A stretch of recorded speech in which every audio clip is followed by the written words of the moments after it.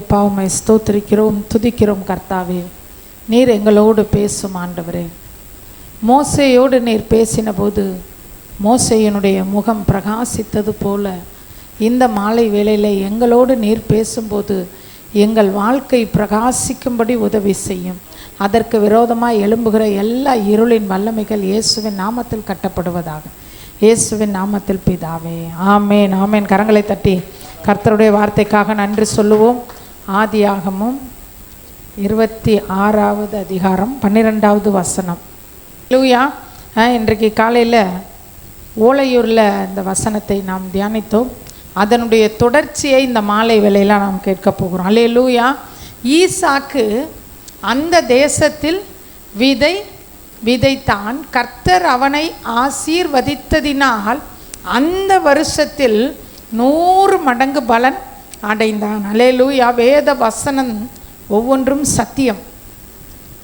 இந்த வசனத்தில் உள்ள, இந்த பைபிளில் உள்ள ஒரு எழுத்தின் உறுப்பு கூட சும்மா கிடையாது. வேத வசனங்கள் ஆவியும் ஜீவனுமாய் உள்ளது. அல்லேலூயா. வசனத்தில் என்ன இருக்குதான்? உயிர் இருக்குதான். உயிருள்ள வார்த்தைகள். இந்த மாலை வேளையில் ஆண்டவர் நம்மோடு இடைப்படுகிறார். ஈசாக்கை ஆண்டவர் 100 மடங்கு என்ன செய்கிறார்? ஆசீர்வதிக்கிறார். 3 காரியத்தை பார்த்தோம். ஈசாக்கு விதைத்தான், ஈசாக்கு பலனை அடைந்தான். இந்த ரெண்டுக்கும் இடையில ஆண்டவருடைய பங்கு ஒன்று இருக்குது, ஈசாக்குடைய பங்கு ஒன்று. அல்லேலூயா. இந்த 2 பங்கையும் நம்ம இன்னைக்கு காலையில் பார்த்தோம். விதைக்கிறார், பலனை பெற்றுக்கொள்ளுகிறார். நாம் ஜெபம் என்கிற விதையை விதைக்கிறோம், ஜெபத்திற்கு பதில் என்கிற பலனை பெற்றுக்கொள்ளுகிறோம். ஜெபம் ஒரு விதை, ஜெபம் ஒரு விதை. மற்றவர்களுக்கு நாம் சொல்லுகிற சுவிசேஷம் என்பது ஒரு விதை. கர்த்தருக்கு கொடுக்கிற காணிக்கை என்பது ஒரு விதை. நம்முடைய கண்ணீர் என்பது ஒரு விதை. எப்படி வானத்திலிருந்து மழை வந்து பூமியை நனைத்து விதைக்கிறவனுக்கு விதையையும் புசிக்கிறவனுக்கு ஆகாரத்தையும் தருகிறதோ, நம்முடைய கண்களிலிருந்து வருகிற ஒரு சொட்டு கண்ணீர் அது விதையாய் மாறி நமக்கு எந்த காரணத்தினால் நம்ம கண்ணீர் வடிக்கிறோமோ அதனுடைய பலனை நமக்கு கொண்டு வரும். அல்லேலூயா. ஈசாக்கு அந்த தேசத்திலே விதைத்தான் வாசிக்கிறோம். நாமும் விதைக்கிறோம். நாம் என்ன விதைக்கிறோம்? ஜெபம் என்ற விதையை விதைக்கிறோம். நேரத்தை கர்த்தருக்காக விதைக்கிறோம். இப்போ இன்றைக்கி மழை வந்துருச்சு அப்படின்னு சொல்லிட்டு நம்ம வீட்டில் இருந்திருக்கலாமா இல்லையா? எதற்காக ஓடி வர்றோம் அப்படின்னா நாம் என்ன செய்கிறோம்? நேரத்தை ஆண்டவருக்கு விதைக்கிறோம். நம்முடைய நேரத்தை விதைக்கிறோம், நம்முடைய பலனை விதைக்கிறோம், கண்ணீரை விதைக்கிறோம். உலகத்திலே ரொம்ப விலை உயர்ந்தது எது தெரியுங்களா? நம்முடைய கண்ணீர் தான். அல்லேலூயா. நம்ம பெண்கள் வந்து பீரோவில் ட்ரெஸ் வச்சுருப்போம். இப்போ ஒருத்தவங்களை கூப்பிட்டு, இப்போ ஸ்டெஃபியை கூப்பிட்டு, உங்கள்கிட்ட எத்தனை ஒரு 500 ரூபாக்குள்ளே உள்ள புடவை எத்தனை இருக்குன்னா டக்குன்னு சொல்ல தெரியுமா? தெரியாது. ஆமாம், சரி, சுடிதார் கரெக்டாக என்ன செய்ய தெரியாது, சொல்ல தெரியாது. எத்தனை பட்டு புடவை வச்சுருக்கீங்கன்னா என்ன செய்வோம்? சொல்லுவோம், இத்தனை புடவை இருக்குது, அதுக்கு எடுத்த புடவை, இதுக்கு எடுத்த புடவை, இதுக்கு எடுத்த புடவை அப்படின்னு சொல்லுவோம். சாதாரணமாக அந்த தலையில் குத்துற கிளிப்பு எத்தனை வச்சுருக்கீங்கன்னா சொல்ல தெரியுமா? தெரியாது. ஆனால் தங்க நகை எவ்வளோ வச்சுருக்கோன்னா சொல்ல தெரியுமா? எத்தனை பவுனு, எத்தனை கிராம்னு முதற்கொண்டு என்ன செய்வோம்? அப்போ நாம் எதை நம்ம கணக்கில் வைக்கிறோம் அப்படின்னா, விலை மதிப்பு இல்லாதது, விலை உயர்ந்தது, நம்மக்கிட்ட உள்ளதுலேயே காஸ்ட்லி எதுவோ அதை கணக்கில் வச்சுருப்போம். விலை குறைஞ்சதெல்லாம் கணக்கில் என்ன செய்ய மாட்டோம்? வைக்க மாட்டோம். ஆண்டவருடைய கணக்கில் அவர் எதை வச்சுருப்பார்னா, வேதம் சொல்லுகிறது, வெள்ளியும் அவருடையது, பொன்னும் அவருடையது, பூமியும் அதன் நிறைவும் கர்த்தருடையது, உலகமும் அதன் குடிகளும் கர்த்தருடையவர்கள். அப்போ இதில் ஆண்டவரே உங்கள் கணக்கில் என்ன வச்சுருக்கிறீங்க? கணக்கில்னா ஆங்கிலத்தில் சொல்கிறோம், உங்கள் அக்கௌண்ட்டில் என்ன இருக்குது, உங்கள் அக்கௌண்ட்டில் என்ன இருக்குது. அவர் சொல்லுவார், என் பிள்ளைகளுடைய கண்ணீர் இருக்குது, என் பிள்ளைகளுடைய தேவையின் மத்தியில் அவர்கள் வடித்த கண்ணீர், போராட்டத்தில் வடித்த கண்ணீர், அவமானம் நிந்தையின் நேரத்தில் வடித்த கண்ணீர், பயத்தில் வடித்த கண்ணீர், பல விதத்தில் ஏதோ ஒரு சூழ்நிலையில் கண்ணீர் வடிச்சிருந்தோம்னா ஆண்டவர் சொல்கிறார், அந்த கண்ணீரை என்னுடைய அக்கௌண்ட்டில் நான் வச்சுருக்கிறேன். அல்லேலூயா, அக்கௌண்ட்டில் வச்சுருக்கேன். அந்த கண்ணீர் என்ற விதைக்கு நான் பலன் தருவேன். அல்லேலூயா. ஈசாக்கு விதை விதைத்தான், அந்த வருஷத்திலே 100 மடங்கு பலன் அளித்தான். நாம் ஜெபம் என்ற விதையை விதைத்தோம், பலனை பெற்றுக்கொள்வோம். கண்ணீர் என்ற விதையை விதைத்தோம், பலனை பெற்றுக்கொள்வோம். மற்றவர்களுக்கு சுவிசேஷம் என்ற விதையை விதைத்தோம், அதன் பலனை நாம் என்ன செய்வோம், பெற்றுக்கொள்வோம். அல்லேலூயா. அப்போ நம்முடைய விதை, நாம் விதைக்கிற விதைக்கு ஆண்டவர் என்ன செய்கிறாராம், பலன் தருகிறார். கர்த்தருக்காக சொல்லுவாங்க, ஒரு ஒரு சபையில், ஒரு சர்ச்சில் இன்னார் இவ்வளவு காணிக்கை கொடுத்தாங்கன்னு வெளியில் யாரும் என்ன செய்ய மாட்டாங்க, சொல்ல மாட்டாங்க, சொல்லவும் கூடாது. இப்போ நான் சொல்லாமா, நம்ம சர்ச்சிலேயே இவங்க தாங்க அதிக காணிக்கை கொடுக்குறாங்க, நம்ம சர்ச்சிலே இவங்க தாங்க குறைஞ்சி, அப்படி நான் சொன்னால் நீங்கள் என்னை என்ன சொல்வீங்க, இது ரொம்ப தப்பு, அப்படி நீங்கள் சொல்லக்கூடாதுன்னு. ஆனால் இயேசு ஒருத்தவங்களுடைய காணிக்கையை வெளியரங்கமாக சொன்னார். அல்லேலூயா. அந்த ஒரு ஏழை பெண், அவங்கக்கிட்ட இருந்தது எல்லாத்தையுமே என்ன செஞ்சிட்டாங்க, போட்டுட்டாங்க. அப்போ ஆண்டவர் சொல்கிறாரு, இவங்க தான் அதிகமாக கொடுத்தாங்க அப்படின்னு சொல்கிறார். அல்லேலூயா. அதை ஒரு விதையாய் ஆண்டவர் பார்த்தார். இந்த நாளில் 4 விதமான விதைகளை பார்க்கிறோம். கண்ணீர் ஒரு விதை, ஜெபம் ஒரு விதை, சுவிசேஷ வசனம் ஒரு விதை, பொருளாதாரத்திலே நாம் கர்த்தருக்கு கொடுக்கிறது அல்லது ஏழைகளுக்கு கொடுப்பது எல்லாமே எப்படி தான் விதை. அப்போ நாம் விதை, ஈசாக்கு அந்த தேசத்திலே விதை விதைத்தான்ற இடத்துல நம்ம பேரை போட்டுக்கோங்க. உஷா விதைத்த கண்ணீரின் விதைகளுக்கு, உஷா விதைத்த சுவிசேஷ விதைகளுக்கு, உஷா விதைத்த என்ன விதை, அடுத்து கண்ணீர் சுவிசேஷ ஜெபம் என்ற விதைக்கு, உஷா விதைத்த பொருளாதார நன்மை என்ற விதைக்கு கர்த்தர் 100 மடங்கு பலன் தருவார். அல்லேலூயா, அல்லேலூயா. அந்த மாதிரி நீங்கள் ஒவ்வொருத்தரும் உங்கள் பேரை போட்டுக்கோங்க. ஈசாக்கு அந்த தேசத்தில் விதை விதைத்தன்றப்போ உங்கள் டைரியிலெல்லாம் நீங்கள் எழுதி வச்சுக்கோங்க. இது ரொம்ப விசேஷமான ஒரு காரியம். நீங்கள் வசனங்களை நீங்கள் என்ன செய்யணும், எழுதி வைக்கும்போது ஈசாக்குன்ற இடத்துல உங்கள் பேரை போட்டுக்கோங்க. அப்போ பிரியா அந்த தேசத்தில், பிரியா அந்த தேசத்தில் ஜெபம் என்ற விதையை விதைத்தாள், கண்ணீர் என்ற விதையை விதைத்தாள். அந்த தேசத்தில்ன்ற இடத்துல தேவ சமூகத்தில் கர்த்தருக்காக இந்த விதையை விதைத்தாள். கர்த்தர் அவளை ஆசீர்வதித்ததனால் அந்த வருஷத்தில் 100 மடங்கு. அப்போ ஆண்டவருக்காக நாம் விதைக்கிற விதை, ஆண்டவருக்காக படுகிற பிரயாசம், ஆண்டவருக்காக கொடுக்கிற நேரம், எல்லாவற்றுக்கும் கர்த்தர் 100 மடங்கு பலனை நமக்கு தருகிறவராக இருக்கிறார். அல்லேலூயா. இதில் 2 பேருடைய பார்ட்டை சொன்னோம். ஈசாக்கோட பார்ட்டு ஒன்று இருக்குது, ஆண்டவருடைய பார்ட்டு ஒன்று இருக்குது. அல்லேலூயா. முதல்ல ஆண்டவருடைய பார்ட்டை பாருங்களேன். கர்த்தர் அவனை ஆசீர்வதித்ததினால், ஈசாக்கு விதைத்ததுனால பலன் இல்லை. எத்தனையோ பேர் விதைச்சவங்க விதைக்காமே எத்தனையோ பேருக்கு பலன் இருக்குது, விதைச்சும் பலன் இல்லாமல் இருக்கிறவங்க இருக்கிறாங்க. அந்த இடத்துல ஒரு கீ வேர்டு என்ன அப்படின்னா, கர்த்தர் அவனை ஆசீர்வதித்ததினாலே. அல்லேலூயா. எத்தனை முறை வேணாலும் இந்த வார்த்தையை சொல்லலாம். கர்த்தர் என்னை ஆசீர்வதித்ததினாலே நான் 100 மடங்கு பலனை பெற்றுக்கொள்வேன். கர்த்தர் என்னை ஆசீர்வதிக்கிறதுனாலே நான் 100 மடங்கு அபிஷேகத்தை பெற்றுக்கொள்வேன். கர்த்தர் என்னை ஆசீர்வதிக்கிறதுனாலே 100 மடங்கு சரீர பலனை பெற்றுக்கொள்வேன். கர்த்தர் உங்களை ஆசீர்வதிக்கிறதுனால். அல்லேலூயா. ஆண்டவருடைய மிகப்பெரிய பங்கு என்ன தெரியுமா, உங்களை ஆசீர்வதிப்பது. அதில் ஏதாவது ஒரு சந்தேகம் இருக்கா உங்களுக்கு? சரி சொல்கிறாங்களே கர்த்தர் ஆசீர்வதித்ததுனால்னு சொல்கிறாங்களே, நம்மளை ஆசீர்வதிப்பாரா? ஒருவேளை இது ஈசாக்க போல் உள்ளவங்களுக்கு தானா, நமக்கு இல்லையா அப்படின்னு நீங்கள் யோசிக்காதீங்க. இஸ்ரவேலை ஆசீர்வதிப்பது கர்த்தருக்கு பிரியம். அல்லேலூயா. அவருக்கு எது ரொம்ப ரொம்ப பிடிக்கும்னா, அவருடைய பிள்ளைகளை ஆசீர்வதிக்கிறது அவருக்கு ரொம்ப பிடிக்கும். அல்லேலூயா. அப்போ 100க்கு 100 நாம் ஆசீர்வாதமாக இருப்பது ஆண்டவருடைய சித்தம். இப்போ இந்த இடத்துல ஆண்டவருடைய பார்ட்டில் நமக்கு எந்த விதமான சந்தேகமும் வரவே கூடாது. கர்த்தர் என்னை ஆசீர்வதிக்கிறதுனால் நான் பலன் அடைவேன். கர்த்தர் என்னை ஆசீர்வதிப்பார், எனக்கு பலன் இல்லாமல் போகாது. அல்லேலூயா. நாம் கேட்கணும் ஒவ்வொரு நாளும், ஆண்டவரே என்னை ஆசீர்வதியும், இயேசுவே என்னை ஆசீர்வதியும். அதை கேட்காம ஒரு சிலர் சொல்லுவாங்க, நான் எனக்காக ஜெபிக்கவே மாட்டேன் அப்படின்வாங்க. அதெல்லாம் ஒரு சுயநீதி. அது ஒரு சுயநீதி. எனக்காக நான் கர்த்தர்ட்ட ஒன்றுமே கேட்டதில்லை சிஸ்டர்.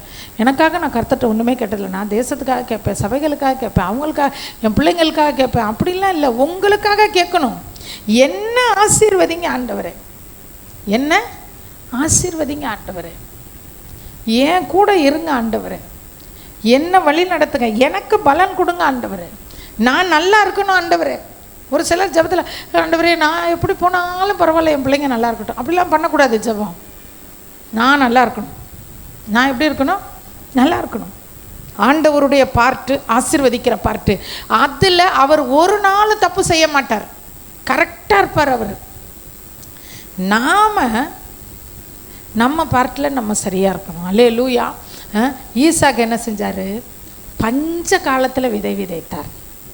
இதை காலையில் அங்கே ஓலையூரில் ரொம்ப விளக்கமாக பார்த்தோம். பஞ்ச காலம் அப்படின்னா மழையே இல்லைங்க. எங்கே திரும்பி பார்த்தாலும் எல்லா வயலும் வறண்டு கிடக்கு. பஞ்சம் வந்துருச்சு. சாப்பாட்டுக்கு பஞ்சம், பணத்துக்கு பஞ்சம். இவர் ஊரை விட்டு எகிப்துக்கு போகலான்னு முடிவு பண்ணிட்டார். யார்? ஈசாக்கு.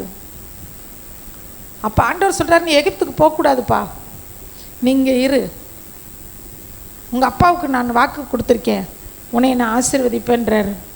உடனே இருந்துட்டார்.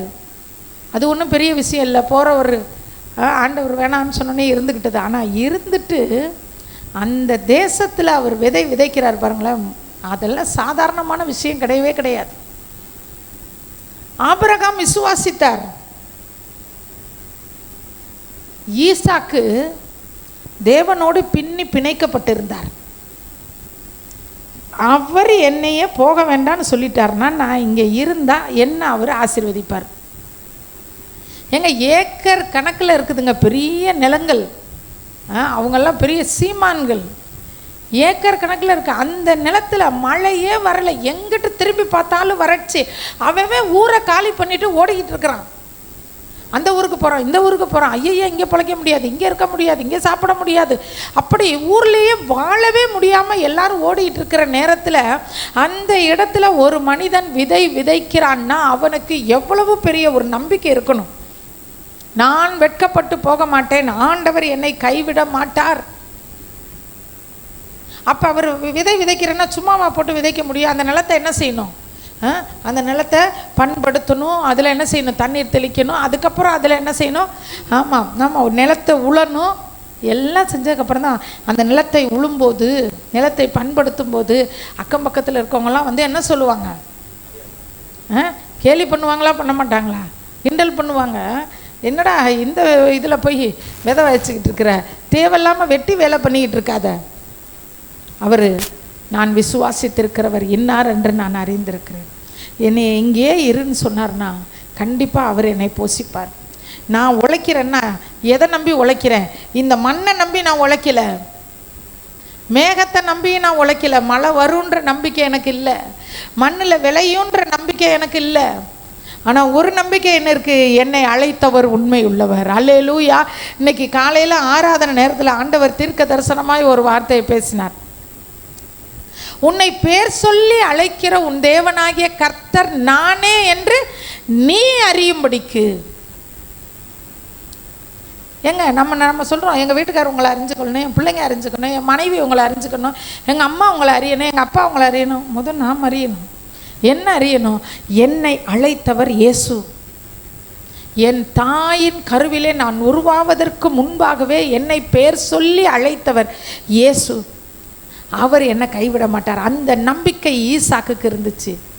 ஆபிரகாம் விசுவாச வீரன், ஆனால் அவர் எகிப்துக்கு போனார். ஆபிரகாம் விசுவாச வீரன், ஆகாரை கல்யாணம் பண்ணார். ஆனால் ஈசாக்கு விதை விதைத்தான். மழை வந்துச்சா என்னன்னு கூட தெரியலங்க. விதை விதைக்கிறார். கர்த்தர் அவரை ஒரு மனுஷனை ஆசீர்வதிக்கிறக்காக ஒரு ஊருக்கே மழையை தர ஆண்டவர் வல்லவர். உங்களை ஆசீர்வதிக்கணும்னு நினச்சிட்டாருன்னா உங்கள் நிமித்தம் உங்கள் பிள்ளைகளை ஆசீர்வதிக்க அவர் வல்லமை உள்ள தேவன். உங்களை ஆசீர்வதிக்கணும்னு நினச்சிட்டாருன்னா உங்கள் மூலமாக உங்கள் குடும்பத்தை ஆசீர்வதிக்க அவர் போதுமானவர். எப்படி இதை நீங்கள் யோசித்து பார்த்தீங்கன்னா இன்றைக்கி ராத்திரி முழுசும் நீங்கள் யோசிக்கலாம். நைட்டில் தூக்கம் வராமல் ஒரு சில நேரத்தில் டக்குன்னு கண்ணை முழிச்சோம்னா எதுங்க நம்ம நினப்பில் மொதல் வரும்? நல்ல விஷயம் வருமா கெட்ட விஷயம் வருமா? கெட்ட விஷயந்தான் வரும். டக்குன்னு கண்ணை திறந்த தூக்கத்தில் ஐயோ காலையில் கடங்காரன் வருவானே, அவனுக்கு என்ன செய்கிறது, வாடகை கொடுக்கணுமே, என்ன பண்ணுறது. கண்ணை திறந்த உடனேயும் ஐயோ இதுக்கு என்ன பண்ணுறது, ஐயோ இவங்க இப்போ நம்மளை நம்பி இப்படி ஏமாற்றிட்டாங்களே, நமக்கு இவங்க துரோகம் பண்ணிட்டாங்களே.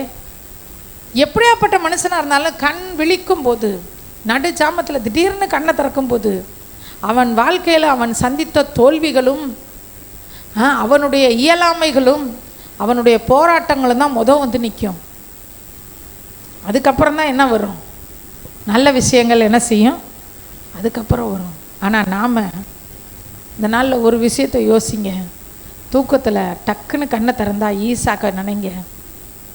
நாம் ஈசாக்கு மாதிரி இருந்தால் அவ்வளோ பெரிய நிலம், அந்த நிலத்தை பண்படுத்தும் போது ஈசாக்குக்கு என்ன ஒரு நம்பிக்கை இருந்துச்சு. ஊரே எல்லாரும் காலி பண்ணிவிட்டு அடுத்தடுத்த ஊரை பார்த்து போகும்போது இதில் நான் பண்படுத்துகிறேனே, மழை வரலன்னா, விளைச்சல் இல்லைன்னா, இருக்கிற விதை நெல்லும் எனக்கு வீணாக போச்சுன்னா, அதெல்லாம் அவர் யோசிக்கலை. என்ன அழைத்தவர் உண்மையுள்ளவர். நான் ஆராதிக்கிற தேவன் என்னை வெறுங்கையா விடமாட்டார். நான் ஆராதிக்கிற தேவன் என்னை ஆசீர்வதிப்பார். நான் ஆராதிக்கிற தேவன் என்னை ஆசீர்வதிப்பார். ஆண்டவர் மேலே அளவு கடந்த நம்பிக்கையும் அவர் மேலே அவரோடு பின்னி பிணைந்த ஒரு வாழ்க்கை. சின்ன சின்ன விஷயம்னால ஏசு இருந்தால், சின்ன சின்ன விஷயம் தான். ஏசப்பா இந்த இடத்துல இருந்தால் என்ன செய்வார்? ஏசப்பா இந்த இடத்துல இருந்தால் என்ன செய்வார்? அல்லேலூயா. ஆண்டவருடைய பார்ட்டை அவர் செஞ்சிட்டாரு. இவரோட பார்ட்டு பஞ்ச காலமோ, எல்லாருக்கும் வறட்சியோ, எல்லாருக்கும் ஒன்றும் இல்லையோ, ஒரு நம்பிக்கை, இயேசு என்னை கைவிட மாட்டார். அல்லேலூயா. ஒரு பாட்டு ஜீவானந்தம் பாஸ்டர் ஒரு பாட்டு எழுதியிருப்பார். இயேசு என்னை கைவிட மாட்டார், இயேசு என்னை கைவிட மாட்டார். எப்படி பாட்டு பாருங்களேன். கடும் புயல் வரினும் பெரும் காற்று வீசினும் அவர் என்னை கைவிட மாட்டார். அந்த எண்ணம் நமக்குள்ளே வந்துருச்சுன்னா நம்ம தொடர்ந்து பிரயாசப்படுவோம், கர்த்தருக்காக ஓடுவோம், கர்த்தருக்காக சுவிசேஷ விதையை விதைப்போம், ஜெப விதையை விதைப்போம், கர்த்தருக்காக நேரங்களை விதைப்போம். ஏன் அப்படின்னா அந்த நம்பிக்கை இருக்குது. நான் ஆராதிக்கிற தேவன் என்னை வெறுங்கையா என்ன செய்ய மாட்டார், விட மாட்டார். நான் ஆராதிக்கிற தேவன் என்னை ஆசீர்வதிப்பார். அல்லேலூயா. அவருடைய பார்ட்டு இது. ஈசாக்குடைய பார்ட்டு உங்கள்கிட்ட இருக்கா? அவர் செஞ்ச மாதிரி நீங்கள் செய்வீங்களா? அவர் செஞ்ச மாதிரி உங்களால் செய்ய முடியுமா?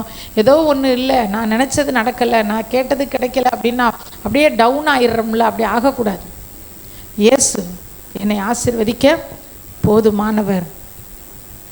காற்றையும் காண மாட்டீர்கள், மழையையும் பார்க்க மாட்டீர்கள், ஆனாலும் உங்கள் பள்ளத்தாக்கு தண்ணீரால் நிரப்பப்படும். ஆண்டவரே, காற்று இல்லைனாலும் பரவாயில்ல, மழை இல்லைனாலும் பரவாயில்ல, என்னை ஆசீர்வதிக்க நீர் வல்லமையுள்ள தேவனாக இருக்கிறீர். அல்லேலூயா. ஒரு வசனத்தை நாம் வாசிக்கலாம்.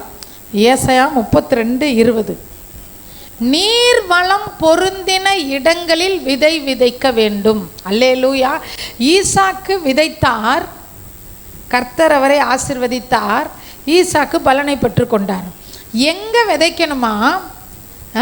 நீர் வளம் பொருந்தின இடத்தில். ஆனால் அங்கே ஈசாக்கு விதை வச்ச போது அங்கே தண்ணி இருந்துச்சா? வறட்சி இருந்துச்சு. வறண்டு போன சூழ்நிலையில் ஈசாக்கு விதைத்தார். நீர் வளம் பொருந்தினதுன்னா என்ன தெரியுமா?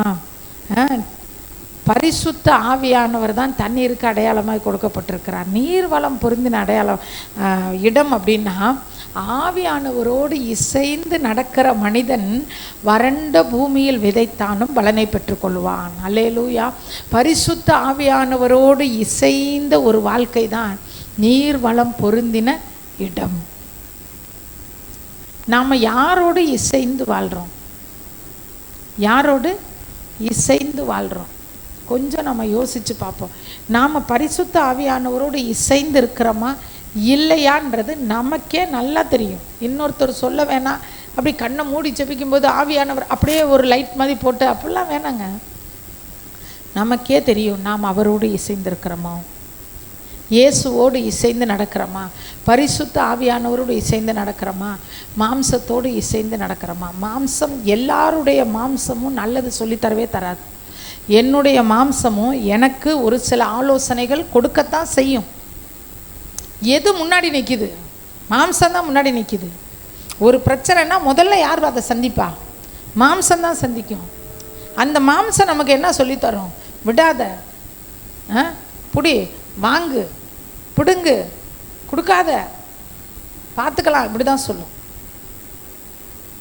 ஆனால் அதையும் தாண்டி பரிசுத்த ஆவியானவர் நமக்கு என்ன சொல்கிறாரோ அவரோடு இசைந்துடணும். மாம்சத்தோடு இசைஞ்சிட்டோம் அப்படின்னா நாம் விதைக்கிற விதை, நாம் கண்ணீரின் விதையை விதைக்கிறோம், ஜபத்தின் விதையை விதைக்கிறோம், சுவிசேஷ விதையை விதைக்கிறோம், பொருளாதார நன்மைகளை விதைக்கிறோம். இத்தனை விதைத்துட்டு நாம் நீர்வளம் நிரம்பின ஒரு பூமியாக இல்லாமல் ஆவியானவரோடு இசைந்து வாழ்கிற வாழ்க்கை நான் வாழறேன் அப்படின்னா என்னுடைய விதையில் பலனை நான் பெற்றுக்கொள்வது எப்படி? யாரோடு இசைந்திருக்கிறேன்? இயேசுவோடு இசைந்திருக்கிறேன்னா, என்னுடைய மாம்சத்தோடு நான் இசைந்திருக்கிறேன்னா? மாம்சத்தோடு தான் இசைந்து இருப்போம். ஃபஸ்ட்டு மாம்சம்தான் நமக்கு வரும். இந்த மாம்சத்தை பின்னாடி தள்ளிட்டு பரிசுத்த ஆவியானவரை முன்னாடி கொண்டு வர்றது தான் பெரிய வேலை. அல்லேலூயா. இந்த வேலையை நாம் கரெக்டாக செஞ்சால் போதும். படிக்கிற இடத்துல, வேலை செய்கிற இடத்துல மாம்சம்தான் முன்னாடி நிற்கும். இப்போ ஆஃபீஸ் போகிறீங்க, வேலைக்கு போகிறீங்க, காலேஜுக்கு போகிறீங்க அப்படின்னா முன்னாடி யார் நிற்கிறது? உங்கள் மாம்சம்தான் நிற்கும். உங்கள் மாம்சம்தான் மற்றவங்களோட பேசும். உங்கள் மாம்சம்தான் டீச்சரோட பேசும். உங்கள் மாம்சம்தான் பக்கத்தில் இருக்க பையனோட பேசும். உங்கள் மாம்சம்தான் பக்கத்தில் இருக்க பிள்ளைங்களோட பேசும். உங்கள் மாம்சம்தான் எல்லாரோடையும் கான்டாக்டில் இருக்கும். அப்போ ஒவ்வொரு காரியத்திலையும் உங்கள் மாம்சம் ஒரு முடிவுக்கு வரும். உங்கள் மாம்சம் உங்களுக்கு ஒரு ஆலோசனை சொல்லும்போது இப்போ எனக்கு அருளப்பட்ட பரிசுத்த ஆவியினாலே என்னுடைய மாம்சத்தில் எழும்புகிற இந்த யோசனையை நான் அழித்து போடுகிறேன்னு சொல்லிட்டு மாம்சத்தை பின்னாடி தள்ளிட்டு ஆவியானவரை முன்னாடி வச்சுட்டு வாழ்கிற வாழ்க்கை தான் பூரண பலனை பெற்றுக்கொள்ளுகிற வாழ்க்கை. அல்லேலூயா. அதுக்கு தான் ஃபாதர் பெர்க்மான்ஸ் பாடுவார், வாழ்க்கை என்பது போராட்டமே, நல்லதொரு போராட்டமே, ஆவி தரும் பட்டயத்தை, ஆவி தரும் பட்டயத்தை எடுத்து போராடி வெற்றி பெறு. அப்ப போராட்டம், வாழ்க்கை என்பது போராட்டம். உடனே சொல்லுவாங்க, ஆமாங்க வாழ்க்கைன்னா போராட்டங்க, ஒவ்வொரு மாதமும் வீட்டு வாடகை கொடுக்குறதுக்கு நான் படுறது எனக்கு தானங்க தெரியும். வாழ்க்கை என்பது போராட்டங்க. ஒவ்வொரு வருஷமும் ஃபீஸ் கட்டி முடித்து நிமிடுறதுக்குள்ளே போதும் ஆயிடுதுங்க. வாழ்க்கைன்றது ஒரு போராட்டங்க. ஜானி ஏறினா முளசா இருக்குதுங்க. வாழ்க்கைன்றது அந்த போராட்டம் இல்லைங்க, நல்ல போராட்டத்தை போராடினேன். 2 போராட்டம் இருக்குது. நல்ல போராட்டம்னு ஒன்று இருக்குது, நல்லது அல்லாத போராட்டம்னு ஒன்று இருக்குது. அந்த போராட்டம் தற்காலிகமானது. எந்த போராட்டம்?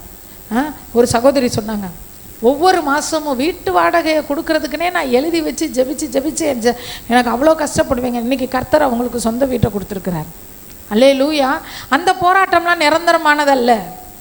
எப்படி வாடகை கொடுப்பேன், எப்படி ஃபீஸ் கட்டுவேன், ஐயோ மருந்து வாங்குற காசு இல்லையா, ஐயோ மாத்திரை வாங்க காசு இல்லையா, இதெல்லாம் தற்காலிகமான போராட்டம். இது கடந்து போயிடும். ஆனால் நல்ல போராட்டம் என்பது எந்தெந்த இடத்துல என் மாம்சம் முன்னாடி வந்து நிற்கிதோ அதை பின்னுக்கு தள்ளிட்டு ஆவியானவரை முன்னாடி கொண்டு வந்து வைக்கிறது இல்லை. போராடுற போராட்டம் தான் நல்ல போராட்டத்தை போராடினேன், ஓட்டத்தை முடித்தேன், விசுவாசத்தை காத்து கொண்டேன், இது முதல் நீதியின் கிரீடம் எனக்காக வைக்கப்பட்டிருக்கிறது. வியாதியோடு போராடுவது, மனிதர்களோடு போராடுறது, பக்கத்து வீட்டுக்காரங்களோட போராடுறது, ஏற்ற வீட்டுக்காரங்களோட போராடுறது, மாமியாரோட போராடுறது, மருமகளோட போராடுறது, அது நல்ல போராட்டம் இல்லை. அதெல்லாம் நல்ல போராட்டம் கிடையாது. அல்லேலூயா. இந்த நாளில் நாம் ஒரு தீர்மானம் எடுப்போம். ஆண்டவரே, நீர் வளம் பொருந்தின பூமியாய் நான் இருக்கணும் ஆண்டவரே, பரிசுத்த ஆவியிலே நிறைந்தவளாய் நான் இருக்கணும் ஆண்டவரே. அல்லேலூயா. மாம்சம் எனக்கு சொல்லி கொடுக்கிற காரியங்களுக்கு நான் கீழ்ப்படிய மாட்டேன் ஆண்டவரே. யார் சொல்லி கொடுக்குற காரியம்? நம்ம மாம்சம். இதைத்தாங்க நான் முதல் ஜெயிக்கணும். எனக்கு தெரிஞ்சு ஒரு சிஸ்டர் ஒருத்தவங்க ஜெபம் பண்ணுவாங்க. எனக்கு அந்த ஜெபம் ரொம்ப பிடிக்கும். அவங்க சொல்லுவாங்க, அந்த 2 கையை விரிச்சுவே, இயேசுவே ஜெயம் கொடுக்குற தேவனே என்ன ஜெயிச்சிருங்கன்னுவாங்க. அல்லேலூயா. யாரை ஜெயிக்கணுமா? என்னை ஜெயிச்சிருங்க. நான் உங்களுடைய பிரசன்னத்தில் நான் தோற்று போகிறேன். நான் என்ற சுயம் ஜெயிக்கக்கூடாது, என் மாம்சம் ஜெயிக்கக்கூடாது. ஆண்டவரே என்ன ஜெயிச்சிருங்க. அப்போ 2 கையை விரித்து சொல்லுவாங்க, என்ன ஜெயிச்சிருங்க, என்ன ஜெயிச்சிருங்க, என்ன ஜெயிச்சிருங்க. அல்லேலூயா, அல்லேலூயா. அப்படிப்பட்ட ஒரு வாழ்க்கை நாம் வாழும்போது நம்முடைய கிரியைகளுக்கு பலன் இல்லாமல் போகவே போகாது. படிக்கிற இடத்துல ஒரு டீச்சர்கிட்டே பொய் சொல்லக்கூடிய ஒரு சூழ்நிலை வரும். அப்போ மாம்சம் சொல்லும், கேட்பாங்க, ஹோம்ஒர்க் பண்ணிட்டீங்களா அப்படின்றப்ப பண்ணியிருக்க மாட்டோம். மாம்சம் சொல்லும், பண்ணிட்டேன்னு சொல்லிடு, நோட்டை கேட்டால் வீட்டில் வச்சுட்டு வந்தேன்னு சொல்லு, இல்லைன்னா எல்லாரும் முன்னாடி டீச்சர் உன்னைய திட்டுவாங்க அப்படின்னு சொல்லுவோம். ஆனால் மாம்சத்தை பின்னாடி தள்ளிட்டு ஆவியானவர், நீங்கள் என்ன ஆவியானவரே சொல்கிறீங்க, உண்மையாக சொல்லிடுன்னு வர ஆவியானவர், நான் செய்யலைங்க அப்படின்னா எல்லாரும் முன்னாடி நம்மளை திட்டுவாங்க. எல்லாரும் முன்னாடி அறிவில்லை உனக்கு, நல்ல ஸ்டைல் பண்ணிவிட்டு சுற்றுறதுக்கு தான் லாயக்கு நீ அப்படின்னு திட்டுவாங்க. ஆனால் இயேசுவே உமக்காக, இயேசுவே உமக்காக நான் திட்டு வாங்குறேன், இதே இடத்துல என் பெயரை பெருமைப்படுத்துங்க ஆண்டவர். அல்லேலூயா. உண்மையும் நன்மையுமான இருதயத்தில், அல்லேலூயா, இருதயம்ன்றது ஒரு நிலம். இந்த இருதயம் உண்மையாக இருக்கணும். கணவனுக்கு மனைவி உண்மையாக இருக்கணும், மனைவிக்கு கணவன் உண்மையாக இருக்கணும். கர்த்தருக்கு உண்மையாக இருந்தால் எல்லாருக்கும் உண்மையாக இருப்போம். கர்த்தர் நம்மளை பார்க்குறாருன்ற எண்ணம் இருந்துச்சுன்னா தப்பு பண்ண மாட்டோம். கர்த்தர் நம்மளை பார்க்குறாருன்ற எண்ணம் இருந்துச்சுன்னா பொய் சொல்ல மாட்டோம். அதுலேயும் பெற்றோர்கிட்ட பொய் சொல்லவே கூடாது. கர்த்தர் அவர் கூட இருந்து நம்மளை நடத்த முடியாது, கூட இருந்து நம்மளை குளிக்க வைக்க முடியாது, நம்மளுக்கு ப்ரெஷ் பண்ணி விட முடியாது, நம்மளுக்கு சோறு சமைச்சு கொடுக்க முடியாதுன்றனால அவர் இருக்க வேண்டிய ஸ்தானத்தில் நமக்கு கொடுத்துருக்கிறார் பெற்றோர். அந்த பெற்றோர்கிட்ட எந்த காரியத்தையும் மறைக்கக்கூடாது, பொய் சொல்லவே கூடாது. அப்படி பொய் சொன்னோம்னா அது கர்த்தர்கிட்ட பொய் சொல்கிறதுக்கு சமம். அல்லேலூயா. எங்கே போனோன்னா கரெக்டாக சொல்லிவிட்டு திட்டு வாங்கிக்கங்க, அடி வாங்கிக்கங்க. அந்த விழுகிற ஒவ்வொரு அடிக்கும் ஆண்டவர் நமக்கு பலனை தருவார். உண்மையை சொல்லிவிட்டு திட்டு வாங்குங்க. உண்மையை சொல்லிவிட்டு நம்மளை திட்டுன்னு திட்டட்டும், பேசட்டும், அடிக்கட்டும், என்ன வேணாலும் செய்யட்டும், அதனுடைய பலனை கர்த்தர் நமக்கு தருவார். பொய் சொல்லாதீங்க, ஏமாத்தாதீங்க, ஏமாற்றக்கூடாது. பெற்றோரை ஏமாற்றக்கூடாது, வாழ்க்கை துணையை என்ன செய்யக்கூடாது, ஏமாற்ற கூடாது. எங்கேயாவது போயிட்டு வந்து எங்கே போனேன் அப்படின்னா இங்கே போனேன், இங்கே வந்தேன். இப்போ தான் வண்டியிலலாம் இது வந்துருச்சு, அது என்னது, நம்ம 2 வீலர் எடுத்துகிட்டு போனோம்னா நம்ம எங்கே போயிட்டுருக்கோன்றதை வீட்டிலேருந்தே பார்க்கலாம். ஆமாம், அந்த மாதிரிலாம் ஜிபிஎஸ்ஸா அந்த மாதிரிலாம் வந்துருச்சு 2 வீலரில். அப்படி ஜிபிஎஸ்ஸை பார்த்து கற்றுக்கணுமா பிள்ளை எங்கே போகுது எங்கே வருதுன்னு? ஜிபிஎஸ்ஸில் இருந்தால் கட் பண்ணி விட்டுருங்க. நான் ஜிபிஎஸ்ஸை வச்சு உன்னை பார்க்கல, உன்னை பார்க்குற கண் இருக்குது, நீ எங்கே போகிற எங்கே வரன்றத அந்த கண்ணு பார்க்குது. இந்த ஜிபிஎஸ் எனக்கு வேண்டாண்டா அப்படின்னு சொல்லுங்கள் பிள்ளைங்கிட்ட. நான் ஜிபிஎஸ் வச்சுருக்கேன், நீ எங்கே போனாலும் தெரிஞ்சுக்கோ, அதையுமே ஆஃப் பண்ணி விட்டுட்டு போகிற கேஸெல்லாம் இருக்குது. கர்த்தருடைய கண்கள் நீதிமான்கள் மேல் நோக்கமாக இருக்கிறது, நம்மளை பார்க்குறாரு. அதுலேயும் வாலிப பிள்ளைகள், வாலிப பிரயாயத்தில் எவ்வளவுக்கு எவ்வளோ உண்மையாக இருக்கிறீங்களோ அவ்வளவுக்கு எவ்வளோ பின்னாடி கர்த்தர் உங்களை ஆசீர்வதிப்பார். வாலிப பிரயாயத்தில் உங்கள் அப்பா அம்மாவை நீங்கள் ஏமாத்தினீங்கன்னா பின்னாடி நீங்கள் ஏதோ ஒரு சம்பவத்தில் ஏதோ ஒரு சூழ்நிலையில் கண்டிப்பாக ஏமாற்றப்படுவீங்க. பொய் சொல்லாதீங்க. அது இயேசுக்குள்ளே வந்துட்டு ஏமாற்றக்கூடாது, பொய் சொல்லக்கூடாது. உள்ளதை உள்ளதுன்னு சொல்லுங்கள், இல்லதை இல்லதுன்னு சொல்லுங்கள். அதற்கு மிஞ்சினது தீமை. உண்மையுள்ள இருதயம், நன்மையுள்ள இருதயம், அந்த இருதயத்தில் தான் அந்த விதை விதைக்கப்பட்டா அவன் பலன் கொடுப்பான்னு வசனம் சொல்லுது. அல்லேலூயா. வசனத்தை வாசிக்கலாம். லூக்கா 8:15. பொறுமையுடனே பலன் கொடுக்கிறார்கள். ஈசாக்கு 100 மடங்கு பலனை அடைந்தார்னா அவருக்கு என்ன இருந்துச்சு? பொறுமை இருந்துச்சு. அவர் அந்த நிலத்தை பண்படுத்தி நிலத்தை உழுதுகிட்டு இருக்கும்போது 100 பேர் சொல்லியிருப்பான், லூசு முட்டாளா நீ, இப்போ இங்கே போய் விதை விதைக்கிற, மழையே வராது, நீ பாருன்னா பொறுமை. உடனே அவன்கிட்ட சண்டைக்கு போகலை. என்ன அழைச்சவர் ஆண்டவர். நீங்கள் பேசாமல் உங்கள் வேலையை பார்த்துட்டு போங்க. பொறுமையுடனே பலன். உண்மையுள்ள இருதயத்துக்குள்ளே பொறுமை இருக்கும். உண்மை இல்லைன்னா கோபம் சட்டுன்னு வரும். நீங்கள் வேணால் செக் பண்ணி பாருங்களேன். இப்போ உங்கள் பிள்ளையோ இல்லை உங்கள் வீட்டில் யாரோ ஒருத்தர் வெளியில் போயிட்டு வராங்க, வெளியில் போயிட்டு வராங்க, இப்போது சினிமாவுக்கு போயிட்டு வராங்கன்னு வச்சுக்கோங்க. வந்தோடனே நீங்கள் கேட்குறீங்க எங்கே போயிட்டு வந்தீங்க அப்படின்னு. நான் கடைக்கு போயிட்டு வந்தேன், இல்லைன்னா வேலைக்கு போயிட்டு வந்தேன். இல்லையே, உங்களை பார்த்தா வேலைக்கு போயிட்டு வந்த மாதிரி தெரியலையே, நீங்கள் வேறு எங்கேயோ போயிட்டு வந்த மாதிரி இருக்குன்னொன்னையும் அங்கே உள்ளுக்குள்ளே உண்மை இருந்துச்சுன்னா கோபம் ரொம்ப வேகமாக வராது, சிரிப்பு வரும். நான் வேலைக்கு தான் போயிட்டு வரேன், நீ என்ன என்னை போய் அங்கே போனியா, சினிமாவுக்கு போனியா, அங்கே போனியா, இங்கே போனியான்னு கேட்குறேன். நான் வேலைக்கு தான்ப்பா போயிட்டு வந்தேன். பிள்ளைங்க சொல்லு, வாலிப பிள்ளைங்க, அம்மா இப்படி குறுக்க கேள்வி கேட்கும்போது நீ எங்கே போயிட்டு வந்த, உண்மையை சொல்லு, காலேஜுக்கு தான் போனியா, இல்லை நீ வேறு எங்கேயும் போனியா, ஃப்ரெண்டுங்க கூட சுத்த போனியான்னா உள்ளுக்குள்ளே உண்மை இருந்தால் டென்ஷன் ஆக மாட்டானுங்க பசங்க. பொம்பளை பிள்ளைகளும் சரி பசங்களும் சரி. கோவம் சல்லுன்னு இருக்கும். என்ன நீங்கள் என்ன இப்படி கேட்குறீங்க, நான் என்ன ஊர் சுற்றிட்டு வரேன்னா என்ன நீங்கள் கேட்குறீங்கன்னாலே கண்டுபிடிச்சிடலாம் அங்கே அவன் சுற்றிட்டு வந்திருக்கான்னு அர்த்தம். உண்மையுள்ள இருதயத்திற்குள் பொறுமை இருக்கும். திருட்டுத்தனம் உள்ள இருதயம் குதிக்கும்.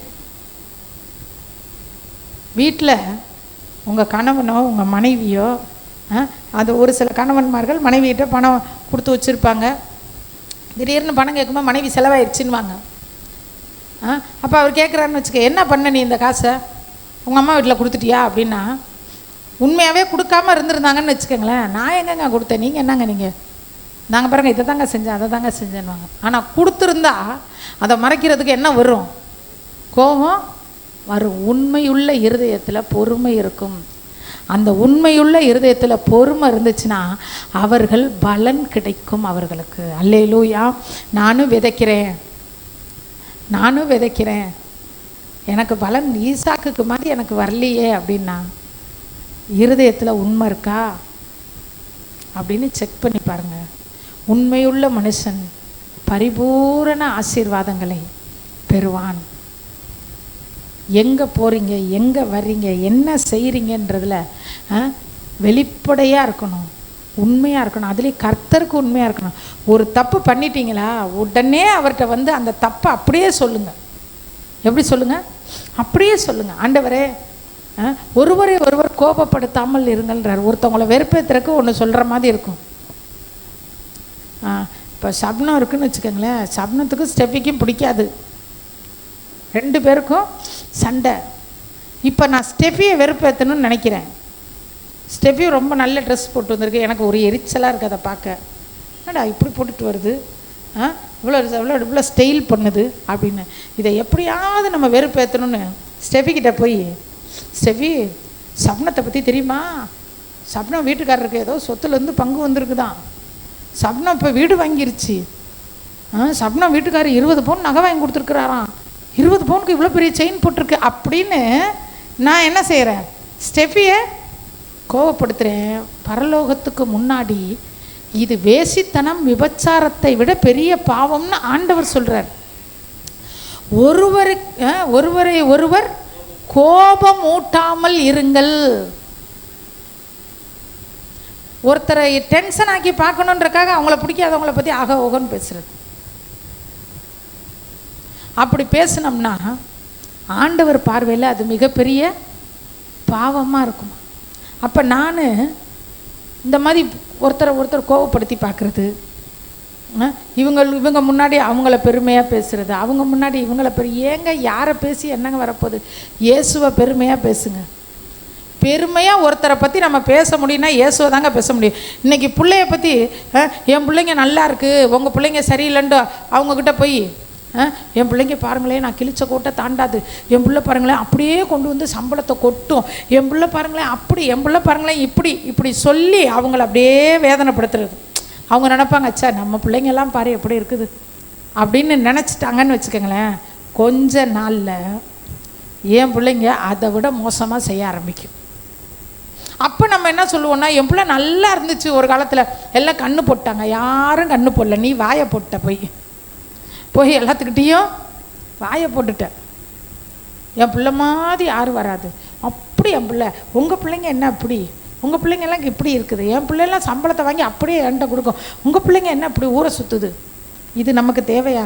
பெருமையாக பேசணும்னு முடிவு பண்ணிட்டோம் அப்படின்னா ஒரே ஒருத்தரை பற்றி தான் பேச முடியும், இயேசுவை பற்றி மட்டும்தான் நம்ம பெருமைப்பட முடியும். அவரை நான் அறிஞ்சிருக்கிறத தவிர இந்த உலகத்தில் எனக்கு என்னங்க இருக்குது? அல்லேலூயா. அவர் எனக்கு அப்பாவாக இருக்கிறத தவிர வேறு ஆசீர்வாதம் எனக்கு ஒன்றுமே இல்லைங்க இந்த உலகத்தில். 1000 உண்மையுள்ள அன்புள்ள கணவன்மார்களை பார்க்கிலும் 1 கோடி நம்மை நேசிக்கிற பிள்ளைகளை பார்க்கிலும் நம்ம கூட பிறந்த நம்மை அன்பு செய்கிற நம்மை தாங்குகிற நம்முடைய உறவுகளை பார்க்கிலும் இயேசு மகிமை உள்ளவர். அவருடைய அன்பை போல நிரந்தர அன்பு ஒன்றுமே இல்லை. அல்லேலூயா. நிரந்தர ஸ்நேகம் எதுவுமே இந்த உலகத்தில் இல்லை. அதனால் அவருக்கு உண்மையாக இருங்க. அவர்கிட்ட சொல்லுங்கள். இப்போ நான் சொன்ன பார்த்தீங்களா, ஸ்டெஃபியை வெறுப்பேற்றுறக்காக சப்னத்தை பற்றி ஸ்டெஃபிக்கிட்ட நான் என்ன செய்கிறேன், ஆகா ஓகோன்னு பேசி ஸ்டெஃபியை டென்ஷன் ஆக்கி விட்டுறேன்னு வச்சுக்கோங்களேன். நான் இயேசுக்கு உண்மையுள்ள பிள்ளையாக இருந்தா இது என் மனசில் தப்புன்னு எனக்கு தெரியணும். நான் போய் சொல்லணும். இயேசுக்கிட்ட எப்படி திரும்ப சொல்லணும், ஆண்டவரே நான் அறிந்தும் அறியாமலும் தெரிந்தும் தெரியாமலும் செய்த பாவங்களை மன்னியும்னு கேட்கக்கூடாது. ஆண்டவரே ஸ்டெஃபியை வெறுப்பேற்றுறதுக்காக அந்த பிள்ளைய கோபப்படுத்துறதுக்காக நான் சப்னத்தை பற்றி ஆகா ஓகன்னு பேசிட்டேன், ஆண்டவரே என்னை மன்னிச்சுக்கங்க ஆண்டவரே, அப்படியே சொல்லணும். அதுதான் ஆண்டவருக்கு ரொம்ப ரொம்ப பிடிக்கும். அப்படியே சொல்லணும். என்ன செஞ்சோமோ என்ன சிந்திக்கிறோமோ. ஆண்டவரே ஒரு சில பாடல்களை பாடும்போது எனக்கு ஒரு சில வரிகளை பாடவே வராது. அந்த ஒரு நம்பிக்கை வராது ரட்சிக்கப்பட்ட ஆரம்பத்தில்.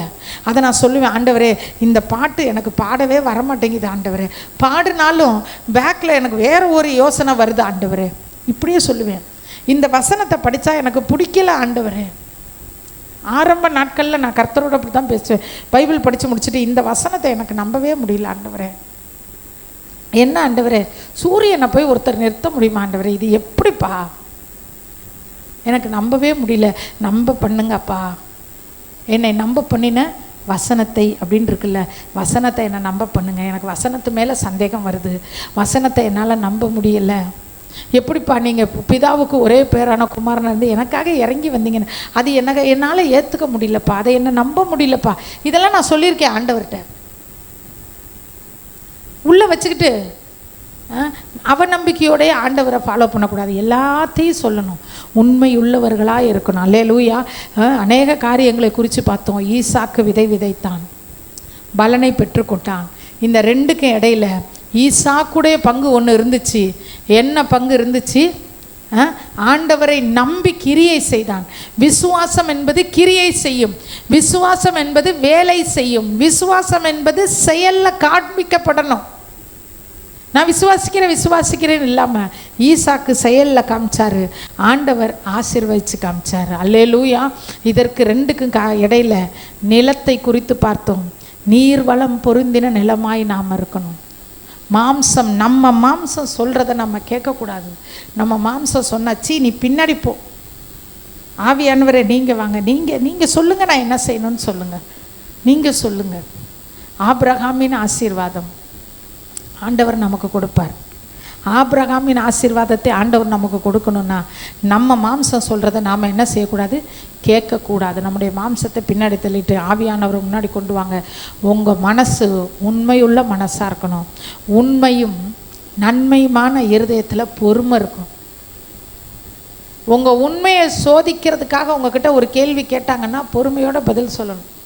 நீ செஞ்சியாம்ல, எனக்கு தெரியும் ஒரு சகோதரியை கர்த்தருக்குள்ளே இருக்காங்க, அந்த சகோதரியை இன்னொருத்தவங்க சொன்னாங்க, நீ போய் சகாய மத கோயிலில் போய் சுருவத்தை தொட்டு கும்பிட்டியாம்ல அப்படின்னு ஒருத்தவங்க கேட்டாங்க. அப்போ அந்த சகோதரி சொன்னாங்க, இல்லைங்கக்கா நான் தொட்டு கும்பிடலக்கா, நான் போகலக்கா அப்படின்னாங்க. இல்லையே உன்னை பார்த்தேன்னு இவங்க சொன்னாங்களே. இல்லைக்கா நான் அவங்க வேறு யாராவது பார்த்துருப்பாங்கக்கா அப்படின்ட்டாங்க. நான் இப்போ கேட்டேன், ஏன் உங்களுக்கு கோபம் வரலையா? இதே என்னைய சொல்லியிருந்தாங்கன்னா நான் பயங்கர டென்ஷனாக இருப்பேன். அது எப்படி நீங்கள் இன்னொருத்தர் பேச்சை கேட்டு கேட்கலாம்? நான் எங்கெங்கே போனேன், நான் எங்கெங்கே சுருவத்தை தொட்டு கும்பிட்டேன்னு. அப்போ அவங்க சொன்னாங்க, ஏன் சிஸ்டர் நம்ம செய்யாத ஒன்று தானே அவங்க சொன்னாங்க, நமக்கு எங்கே கோபம் வரணும்? நம்ம செய்யாத ஒன்றை தானே அவங்க சொன்னாங்க, நமக்கு ஏன் கோபம் வரணும்? இன்னொரு தடவை அவங்க செஞ்ச ஒரு காரியத்தை சொல்லி குற்றப்படுத்தினாங்க, நீ தான் இப்படி பண்ணியாமல அப்படின்னு. இல்லையே நான் பண்ணலையே. ஏங்க இப்போ நீங்கள் செஞ்சதை ஏங்க சொல்கிறேன்? நான் செஞ்சதை தானங்க சொன்னாங்க, அதனால் கோவப்படல. ஏன் தெரியுமா? உள்ளுக்குள்ளே உண்மை இருக்கிறதுனால கோபம் வரலை. ஒரு சில நேரங்களில் மிஞ்சும் கோபம் நமக்கு ஏன் வருதுன்னா, உள்ளே ஏதோ ஒரு திருட்டுத்தனம் இருக்குது. என்ன இருக்குது? திருட்டுத்தனம் இருக்கிறதுனால அந்த கோபத்தை வெளிப்படுத்தி திருட்டுத்தனத்தை ஆஃப் பண்ணுறது. நாம் ஜெபிக்க போகிறோம் இன்னைக்கு. ஆண்டவரே ஈசாக்கை போல நான் பலனை பெற்றுக்கொள்ளணும். எவ்வளோ ஜெபத்தை நான் விதைச்சிருக்கேன், எத்தனையோ மணி நேரங்களை நான் உங்களுக்கு விதைச்சிருக்கேன். ஆண்டவரே, எத்தனையோ பேருக்கு சுவிசேஷ விதையை விதைச்சிருக்கேன், பொருளாதார நன்மைகளை விதைச்சிருக்கேன், ஆனால் பலனை நான் பெற்றுக்கொள்ளலை. ஏன்னா எனக்குள்ள உண்மை இல்லை ஆண்டவரே. உண்மையே சொல்லணும் ஆண்டவர்கிட்ட. உண்மை இல்லை தகப்பனே, உண்மை இல்லை, நான் கொஞ்சம் குறைவாக இருந்திருக்கிறேன்ப்பா. நீர்வளம் பொருந்தின பூமியாக நான் இல்லைப்பா. மாம்சம் சொல்கிறத தான் ஆண்டவரே கேட்டிருக்கேன். என் வாழ்க்கையில் ஒரு நாளைக்கு 10 தீர்மானம் எடுக்கிறேன்னா 8 தீர்மானம் என் மாம்சம் சொல்கிறத கேட்குறேன், ஆவியானவர் சொல்கிறத நான் கேட்கல. என்னை மன்னிச்சிருங்க. இனிமேல் இந்த நாள் முதல் என் வாழ்க்கையில் நான் பலன் கொடுக்க எனக்கு உதவி செய்யுங்க. நம்ம எல்லாரும் எழும்பி நின்று ஜெபிப்போம்.